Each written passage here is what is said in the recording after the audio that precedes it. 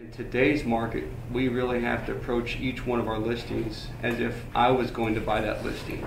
And I have to dig deeper into it and figure out, if I was going to buy this, what questions would I be asking, what objections would I be raising, and how do I overcome those objections. And I'll generally put those on paper.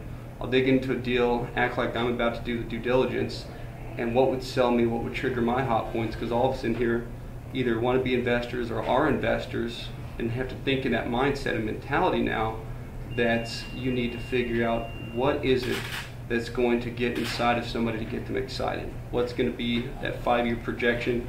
Do that IRR analysis, do what CCIM's taught us to go and present to somebody how they're going to make money instead of just putting a bunch of information out there and hoping for the best. Now that's probably more exclusive to investment sales than maybe some of the other stuff, but it could apply to other things across the board. But that's what I think has found the difference between 2007 and 2011 is 2007 it was out there, it sold.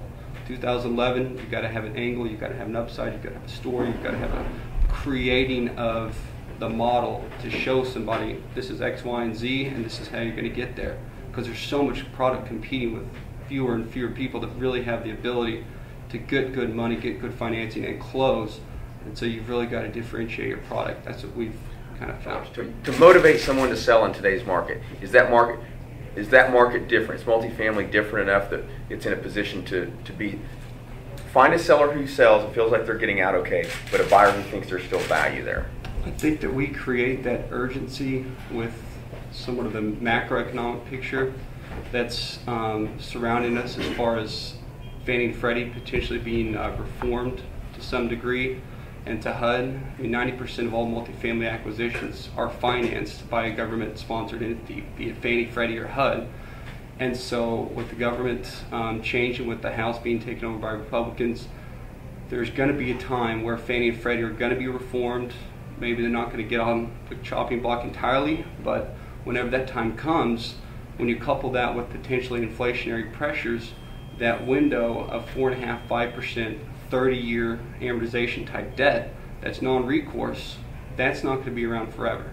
So we can use that not as a scare tactic, but as a reality in their minds of, this is the picture that's essentially being painted on the wall, this is how it looks. So for the sellers, it's a great time to capitalize on much lower interest rates, which lead to lower cap rates and higher values for their properties right now. And for investors, they're looking at it as, this is my window that's closing. I've got to get in before Fannie and Freddie are gone. And when else in my life am I going to see HUD money at 4.5% locked in for 35-year term, 35-year amortization? That's unheard of. That's unparalleled. I mean, 1980s, you were looking at 13 to 16%. And so you had that bust, but now you have this bust, but you have this perfect storm where you've got 4.5% money at 30 years. That's why the big multifamily deals are working right now. That's because the institutional guys are getting priced out of their coastal markets, and they're coming here to the Midwest, and they're capitalizing on, they're essentially telling me, we're buying loans right now, we're not buying properties. Right. You really think Fannie and Freddie are going to be gone? I don't know about gone, but they're going to be reformed to some degree. You realize the consequences of even a reduction or a squeeze out on what that will do to the market? It's going to hurt single family too, which in turn should help multifamily. It'll be massive. Yeah, you're close to that. You've got a big part of your company. Yeah, and I'm involved in a mortgage company, and I will tell you that we have a JV with a bank out of Wisconsin. There's a lot of belief that they will squeeze out, some of the. They will try to reduce it, but I think that with a new election coming about in the next year or so, I think that that's going to go away for a while.